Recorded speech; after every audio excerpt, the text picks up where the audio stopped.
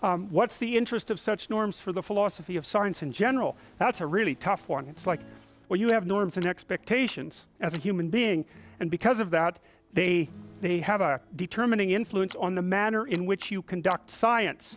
So for example, here's one of the problems with a straight realist view. So we could be having a discussion and I could say, well, you know, that tile is to the right of that tile, and then I could say, well, this brick is smaller than that brick, and then I could say, you know, the roof is white, really quite white there, and it's dark back there. And like after about 20 statements like that, you're just going to want to slap me. And the reason for that is that, well, those statements are perfectly valid representations of fact, but there's an infinite number of facts, and most of them are irrelevant. And that's the thing. That's the thing. The facts have to be relevant. Like if you come to a lecture and all the person does is tell you irrelevant facts, what happens? You've been in lots of lectures like that. What happens? Well, you start fantasizing about something that might be more worthwhile.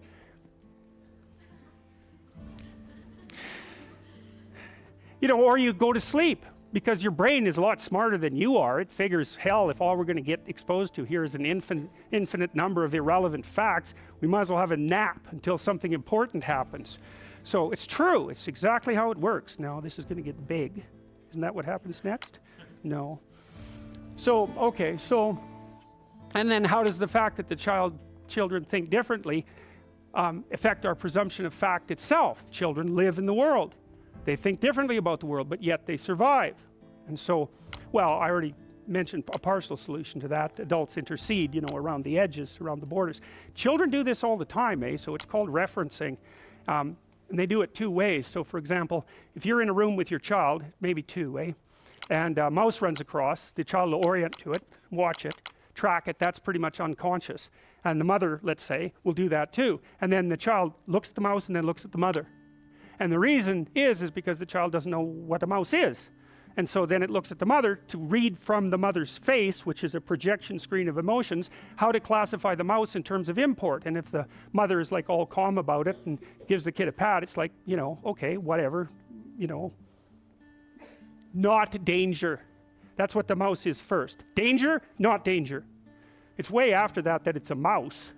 You think, no, it's a mouse to begin with. It's like, these things are not so straightforward. They are not so straightforward. So anyways, if the mother climbs up on the table and has a screaming fit, then the child's already prepared because of this anomaly to be emotionally responsive. The child looks at the mother's face, it's got terror on it. The child thinks, small danger, big danger. It's like phobia, phobia, phobia. Now, all kids that won't happen to because some are very emotionally robust.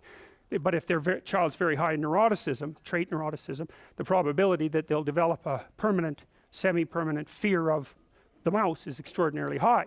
And that's what should happen, because the mother tells you what the mouse is, and the face doesn't say mouse. It says safety, danger. And that's the first thing you want to know about something. Is it safe or is it dangerous? And that's a tricky one, because whether something is safe or dangerous is not exactly an objective fact. There's a guy named J.J. Gibson who wrote a book called An Ecological Approach to Visual Perception, which I would highly recommend. And his claim in that book, it's a real work of genius, I believe, is that when you walk towards a cliff, you don't see a cliff. You don't see a cliff and infer danger. What you see is a falling off place and you infer cliff. And you can tell that. Some of you have vertigo. You go up on the 26th floor out into a balcony and it's like, you don't want to go near the edge. Maybe you feel like you're going to throw yourself over, because people have that kind of, what if I fell, or what if I jumped over? It's like, stay away from that. It's like, that perception of the danger precedes your perception of the balcony and the object. Now, you know, that's how your brain is wired. The danger's first, the object's second. So in people with blind sight, who I've talked about before, who think they're blind, they can't see, and they tell you that, they can still detect fearful faces. And you can detect their detection by measuring their skin conductance. And so their eyes are mapping right onto their fear and reflex systems without any intermediary of objective perception whatsoever. So don't be thinking that what you see in the world is the objective world and then infer its meaning. It could easily be exactly backwards, and it looks like, if you look at how the brain is set up, that it is in fact actually backwards, or at least parallel. But the danger, not danger perception has to be very, very, very, very fast. And so it precedes the more elaborate cognitive interpretations, even the perceptions, because it actually takes a while to see something, because it's really complicated to see something. And so you can't just wait around to see the damn thing before you act. You're just not fast enough.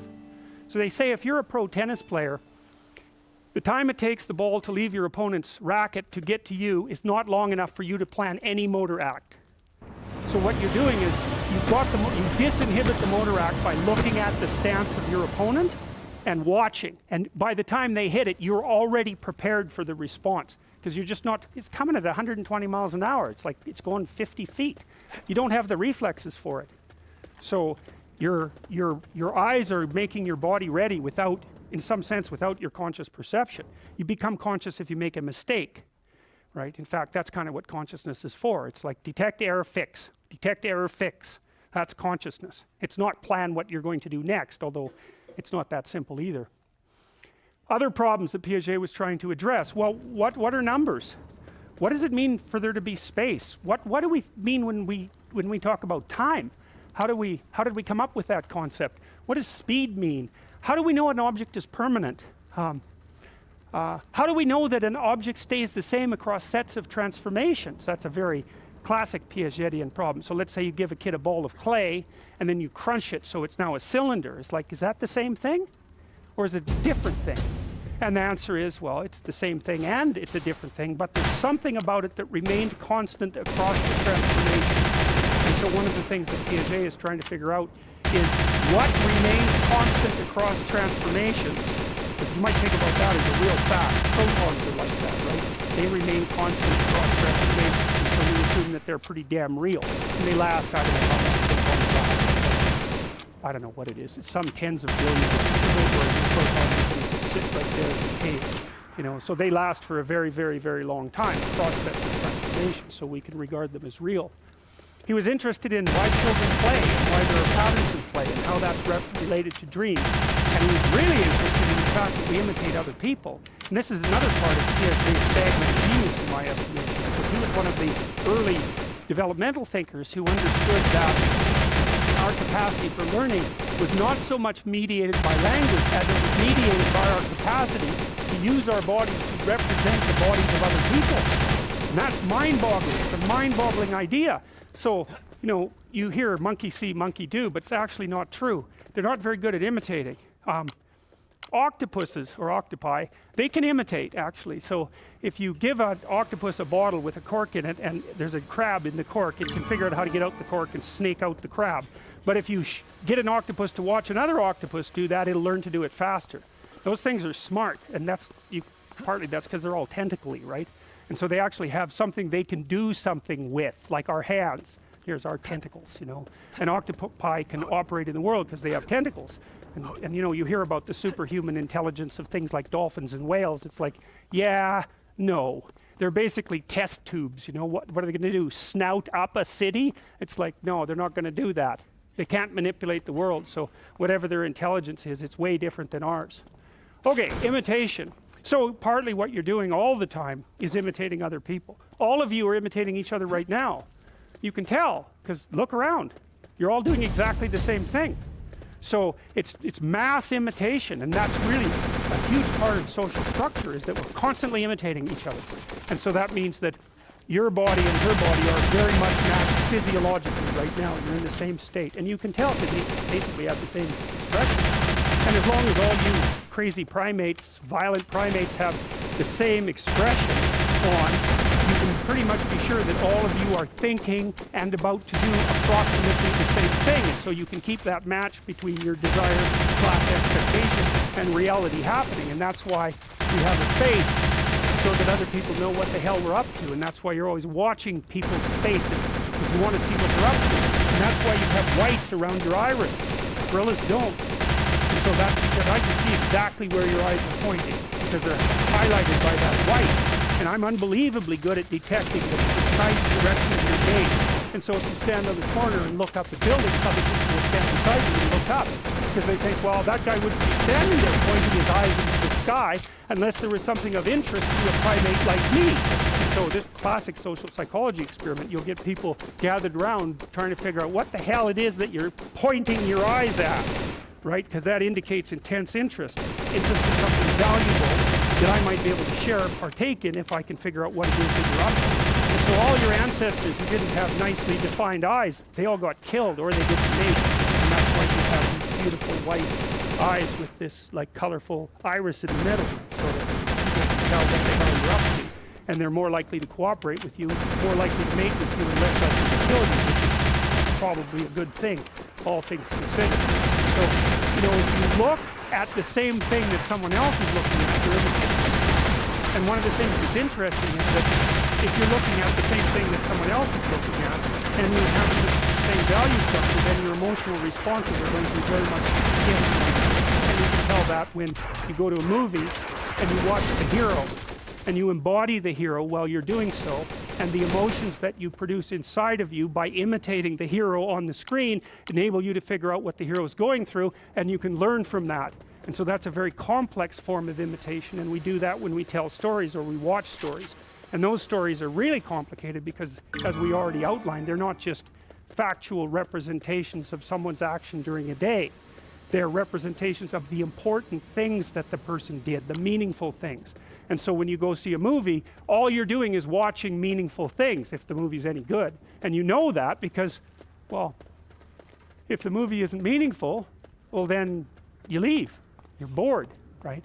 The fact that it's meaningful is what keeps you in the seat, and you don't necessarily know why. In fact, you often have no idea why it's meaningful. It's like watching Pinocchio rescue his father from a whale. It's like, what the hell, you know? Why is that meaningful? Well, you don't know, but it is. So, moral concerns. Well, we already talked about Piaget's concern about morality. Oh boy, this is really not good.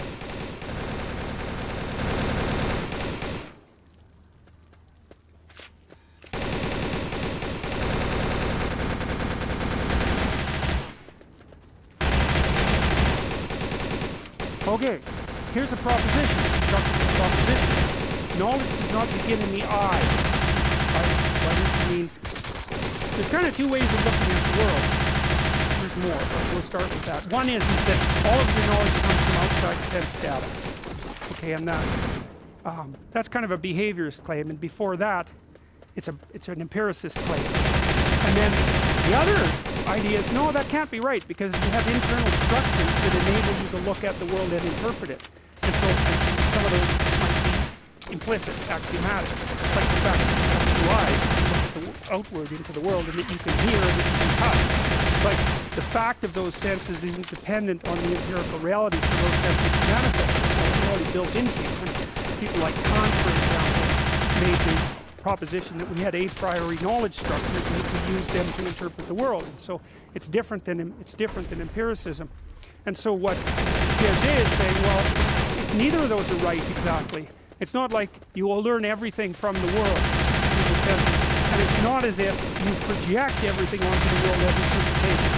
It's something in between, and it's a dynamic. And so, and it's like bootstrapping. That's the right way to think about it. You know, when your computer boots up, that means bootstrapping. It's off, and then a bunch of simple processes occur, and then out of those simple processes, some more complex processes emerge, and then out of those, some more complex processes emerge, and all of a sudden your computer is there. Well, that's kind of what Piaget thinks happens to you. You bootstrap yourself. And so you have got a couple of reflexes to begin with, like the sucking reflex, for example, and you've got some proclivities, like maybe you sort of lift your hand, or you develop that, and you have reflexes. So, you know, if you blow on a baby, for example, the baby will go like this. It's built into it. It's like it's a startle reflex, essentially. So that startle reflex is there right from the beginning. It's a whole body reflex. And you know, if you stroke the bottom of their feet will sort of curl up, and if you put your finger in their hands, even a newborn, if you put your finger in their hands, you can lift them right up. And it's sort of, well, clinging ape thing, you know, because chimpanzee infants cling to their mother for like 5 years, and so that reflex is still there. So the kid comes into the world born with these simplistic, low-resolution procedures that enable it to get a foothold on the world.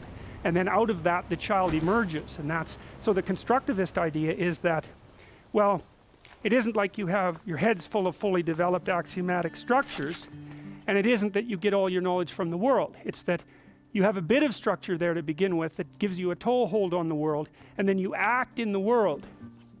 And as you act, you generate information, and out of that information you make the structures inside of you and you make the world.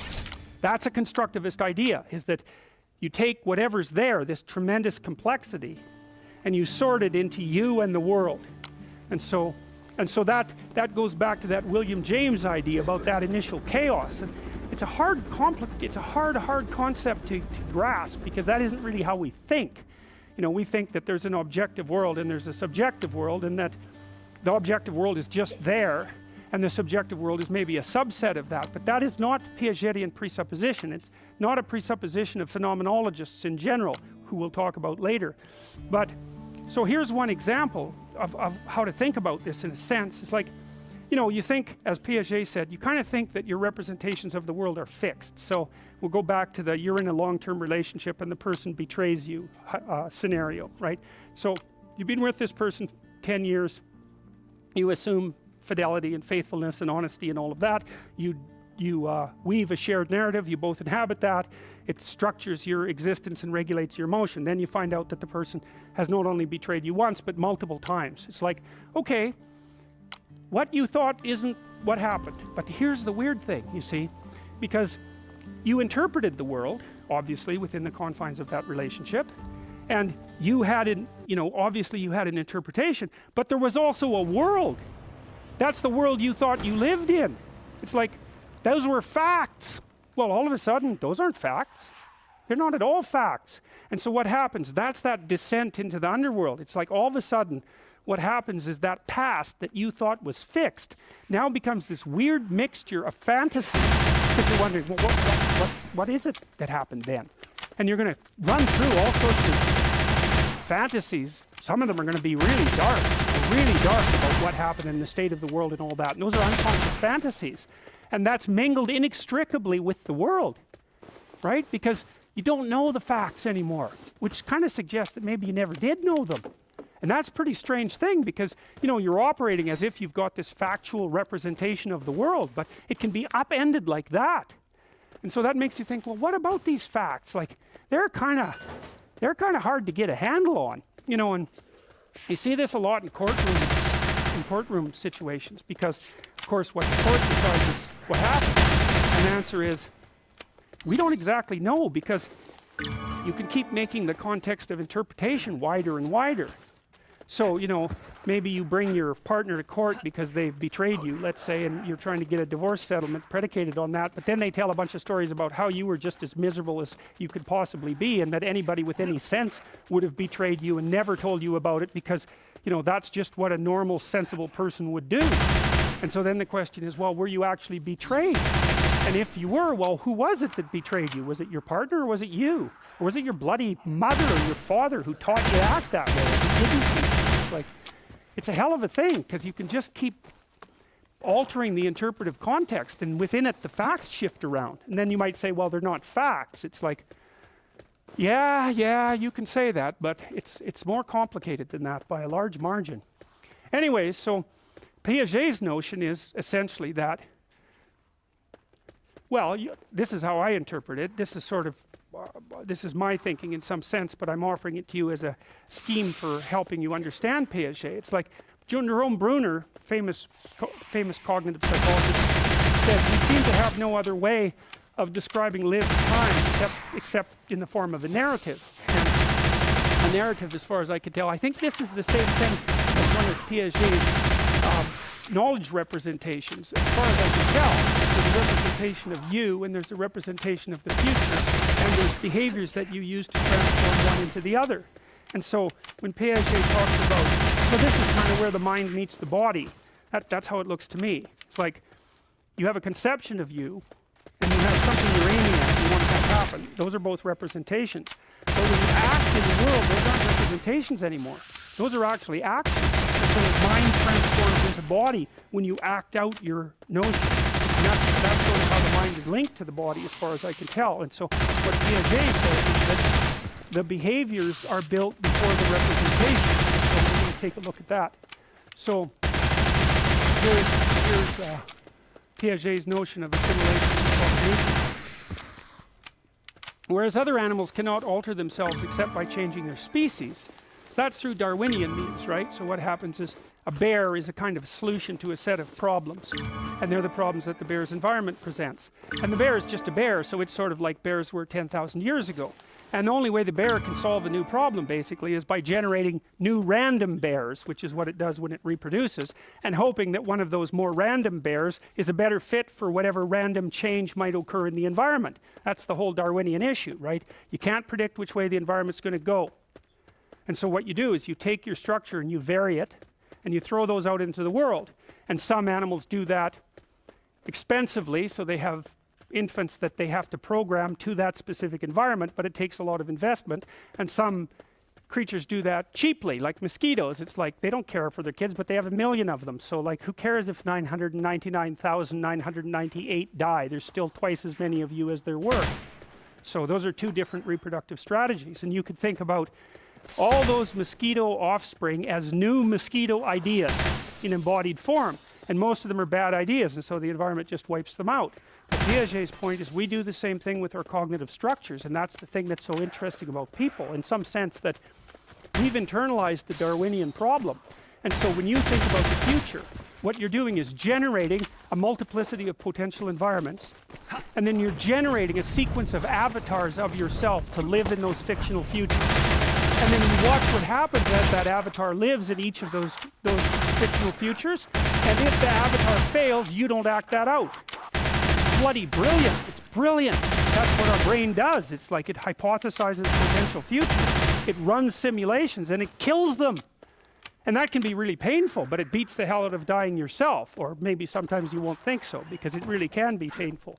But it's something that, as far as we know, only human beings can really do, right? We invent possible futures and invent possible future selves and kill them off in our imagination.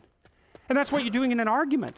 That's what an argument is. It's like, well, here's an avatar, a representational avatar, you know, that's based on certain axioms, and I'll articulate it, you articulate yours, and we'll have them have a fight, and whichever one survives, we'll accept as true, and we'll move forward and act that out. And you know, arguments can be pretty damn intense, but hypothetically, they're not as intense as acting out a stupid idea. That's the thing, right? Better to have some conflict and reach resolution in an abstract sense than to embody your stupidity and die. And so, you know, it's sort of a trade-off between anxiety and annihilation or pain.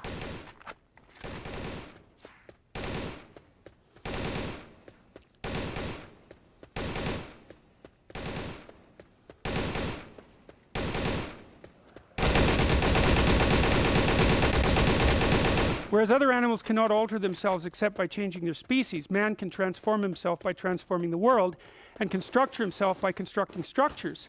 And these structures are his own. They're not eternally predestined, either from within or from without. Well, so Piaget, you know, he's a constructivist. He believes that there's something that your biology brings to the table and sets up the parameters, let's say, within which you can play games. But within those parameters, there's a very wide range of games that you could play. And so it's not a biological determinism, even though it's a biological framing. And you can think about it like a chess game. You know, let's assume that the rules of chess are biologically determined, just for the sake of argument. You can still play a near infinite number of chess games. And so it's the same with you. You come into the world with a set of built-in axioms. That's sort of your body and your nervous system. But you can play a very large number of games within that set of frames. And one of the things that's very interesting about that, something that's very mysterious to me, this is a game that I've played before with students, so I'm going to play it with you if you don't mind. So we're going to play a game. You ready? Okay, you move first. Right, exactly. You don't know what to do, right? And that's so interesting, because I basically made the presupposition that you could do anything. You're completely free. And well, what do? You throw up your hands. It's like, you don't know what to do. I'm so free. It's like, free to do what? Well, that's not freedom. It's just nothing. But if I said, well, look, what we're going to do instead is when I move my arm right, you're going to move your arm right. So let's do that, okay? So I'm going to go like that. You're going to, good. And then I'll go like that. And then we'll have a little dance. Yeah. So you can play a game like that with a kid instantly. And they like that. They've got that, man. And so I've got some pictures of that. I'll show you that in a bit. But even a newborn baby, if you stick out your tongue, they can stick their tongue out back. And that, you think about that, that's just absolutely mind-boggling that they can do that. And they really can. They really do seem to be able to do that right at the moment of birth. And so, you know, you hear babies have no theory of mind. It's like, yeah, no, they can imitate. That's pretty bloody amazing, man. Like, you haven't seen robots that can do that yet. Although there are robots now that you can teach by moving their arms. You move their arms, and then they'll do it. And so you can actually program them by moving them, and then they'll just repeat it. And so they're getting damn close to imitation. They're really getting close. And then look the hell out, man. Because they're going to be imitating each other as well as us. And they're going to do it so fast, you just won't be able to believe it. So that's coming. The organism adapts itself by materially constructing new forms to fit themselves into those of the universe, whereas intelligence extends this creation by constructing mental structures which can be applied to those of the environment. That's the Darwinian idea that I just mentioned. Now, the guys that are building the autonomous cars, like, they don't think they're building autonomous cars. They know perfectly well what they're doing. They're building fleets of mutually intercommunicating autonomous robots. And each of them will be able to teach the other because their nervous system will be the same. So when there's 10 million of them and one of them learns something, all 10 million of them will learn it at the same time. So they're not going to have to be very bright before they're very, very, very smart. Because us, you know, we'll learn something, you have to imitate it. It's like, God, that's hard. Or I have to explain it to you and you have to understand it and then you have to act it out. We're not connected wirelessly with the same platform. But robots, they are. So once those things get a little bit smart, they're not going to stop at a little bit smart for very long. They're going to be unbelievably smart, like, overnight. So, and they're imitating the hell out of us right now too, because we're teaching them how to understand us. Every second of every day, the net is learning what we're like. It's watching us, it's communicating with us, it's imitating us, and it's going to know, it already knows in some ways more about us than we know about ourselves. You know, there's lots of reports already of people getting pregnancy ads or ads for infants, sometimes before they know they're pregnant, but often before they've told their families. And the way that that happens is the net is watching what they're looking at and inferring with its artificial intelligence. And so maybe you're pregnant and that's just tilting you a little bit, right, to interest in things that you might not otherwise be interested in. The net tracks that, then it tells you what you're after. It does that by offering you an advertisement. It's reading your unconscious mind. So, well, so that's what's happening. So, all right, so what's the motive for development? Disequilibria, that's a Piagetian term. Well, this is a life is suffering idea. It's like, why learn something? Because you're wrong. Who cares? It makes you suffer. You care. So, you know, if you run out a little scheme in the world, a little action pattern, you don't get what you want, especially if you're 2 years old, you burst into tears and cry.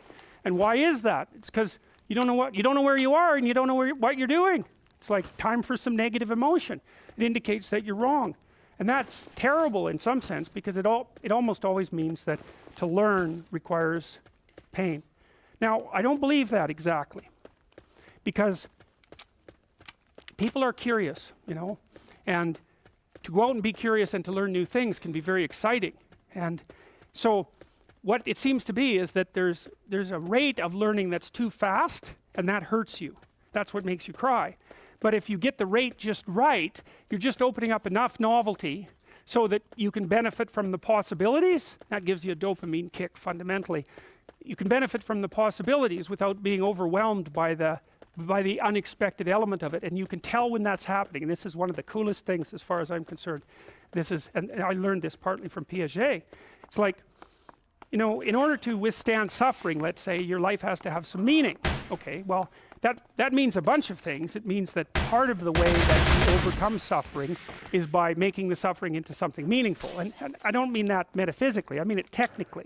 You made a mistake, it causes you suffering, you learn something about it, you don't make that mistake again. It's real adaptation. It's not defense against death anxiety or something like that. It's real adaptation.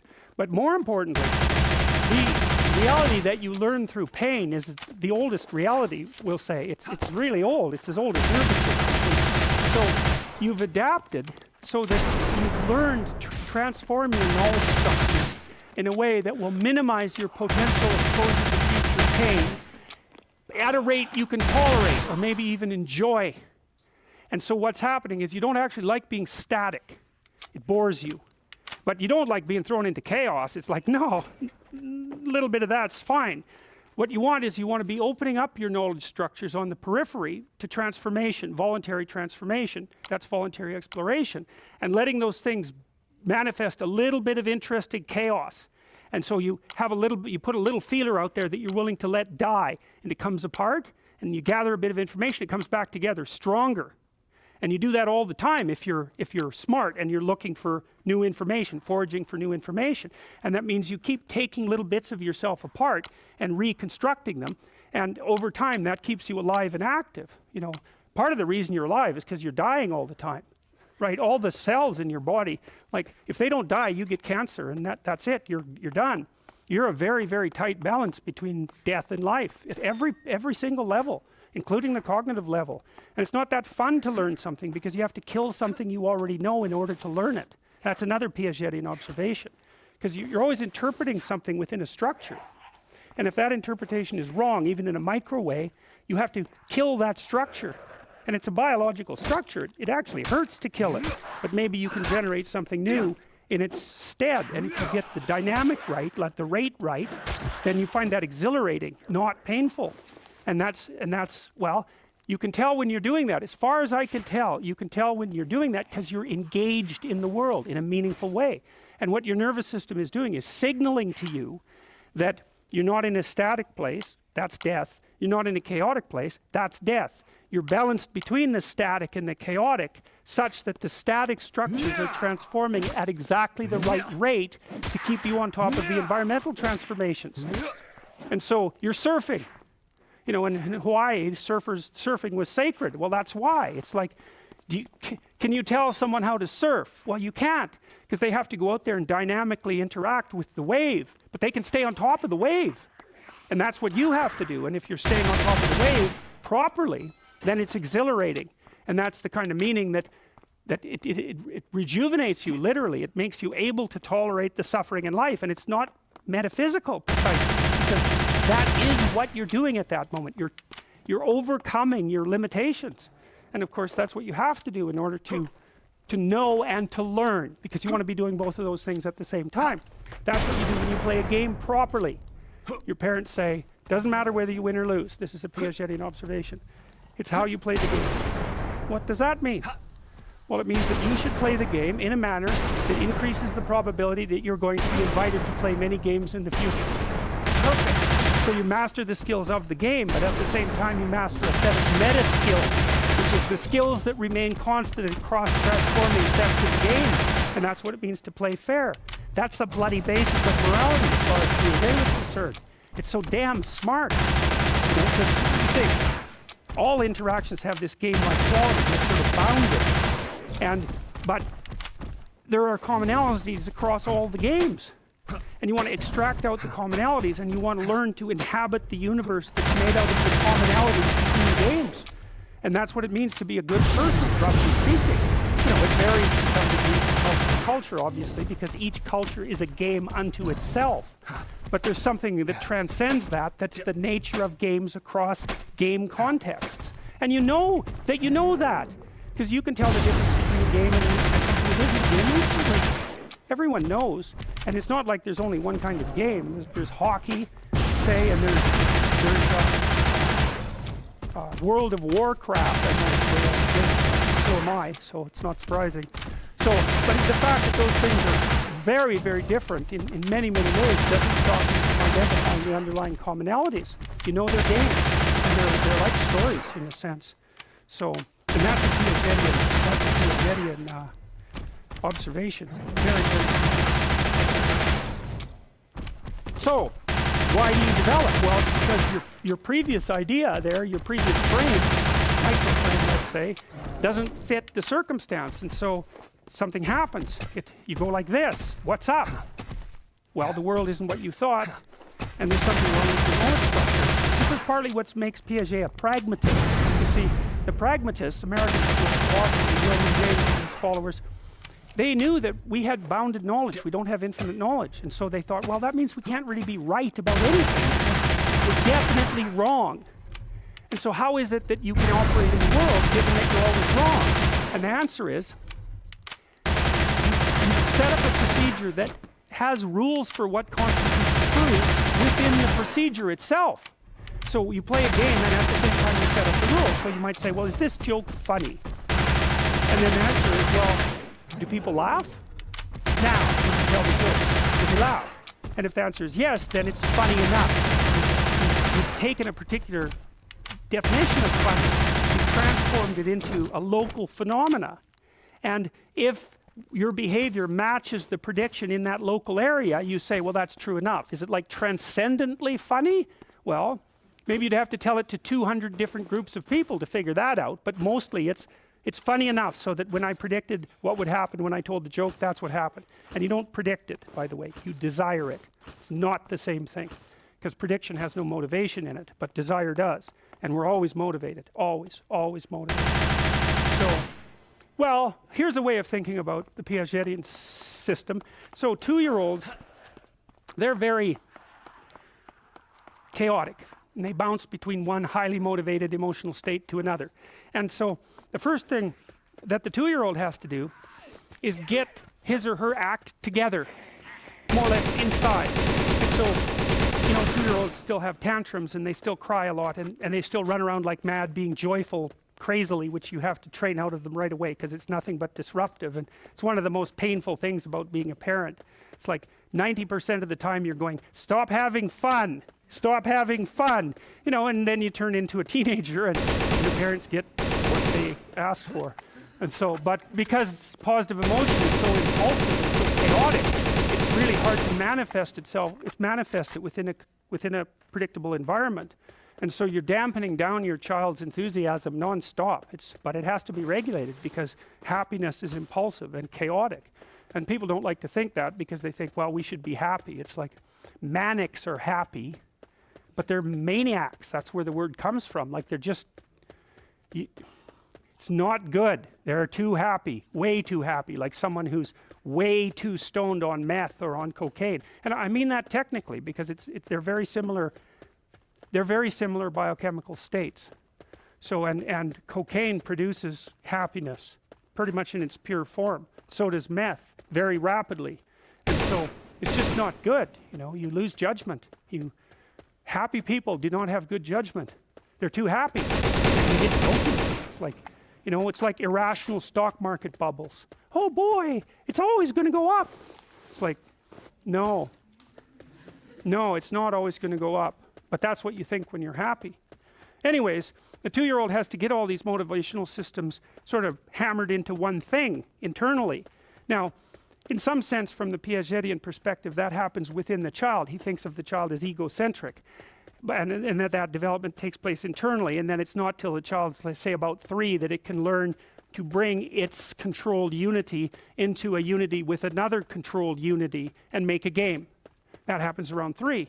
And so what happens is that instead of the child only pursuing his or her goals, although modulated by the social environment, the child is able to communicate with another child and establish a shared goal. And that's what happens when they play. And so obviously you play Monopoly, that's what you're doing. But when you play peekaboo, you're doing the same thing. It's like with your parent, you're actually playing with object permanence. Dad's gone. Oh, look, Dad's here. Ha ha ha, look, he's there. Dad's gone, Dad's here, Dad's gone, Dad's here. Like a kid, man, you can do that for like 3 hours. They never get tired of it because every time you reappear, it's a miracle. And you watch babies, it's so funny. Like you go like this and they go, then you pop back out and they're so happy, they're just overjoyed. And then you take yourself away and they're like, what's going on, what's going on? Bang, you reappear. They don't have a real memory, you know, it's like, reality is manifesting itself in all its freshness moment by moment, and they can't remember it. There are neurological conditions that do that. So sometimes, and there are people that this has happened to, so they get hippocampal damage, and so they can't move short-term information into long-term storage. And there's this one guy, a very interesting case. He was a concert pianist and he had a hell of a neurological injury, and he could still play the piano. He couldn't remember, he had amnesia. And he couldn't move information from short-term storage into long-term storage. So as far as he was concerned, it was always like 10 days before he had his accident. He never got past that. He was stuck in that moment. And then, but he could still play the piano, and but was so interesting to watch him, or films of him. Before he sat down to play the piano, he'd have like a seizure, and then he could play the piano, procedural memory, that was intact. And then at the end, he could kind of have a little seizure, and then he'd go back to being who he was. But he had these notebooks, and all he did was write in them over and over the same thing. It's as if I have never seen this before. It's as if I've never seen this before. It's as if I've never seen this before. So he's in this ecstatic state where everything was novel and new and pure and paradisal, but there was no continuity. And so when his wife would come to visit him, he would just be overwhelmed to see her, overwhelmed every time. And even if she just left the room and came back in, it was exactly the same thing. It's just like the kid. It's like no object permanence. And every time the face appears, it's a staggering, and you can see that in the reflexes of the child. And that's without object permanence. And so that's what Piaget was talking about with regards to object permanence. It's very, very cool. So anyways, the 2-year-old's a collection of these sort of random motivations, more or less gets his or her act together by about 3 if they're being socialized properly. And that means that the parents are doing their best to make the child acceptable to other children. That's your damn job as a parent. You have to understand that. Because if your child isn't acceptable to other children, they won't play with your child. And then your child will be lonesome and isolated and awkward, and they will never recover. Because if the kid doesn't get that right between 2 and 4, it's over. They're never going to learn it. The other kids accelerate forward, that kid's left behind. And it's not a good life for that kid. They don't learn how to play with others. And then they're done. And there's a huge literature on trying to rectify antisocial children, say from the age of 4 on. It's like, no, you can't. And you can go ahead and read 300-400 papers on rectification of antisocial behavior and figure it out for yourself. But I did that for about 5 years, and it was a while.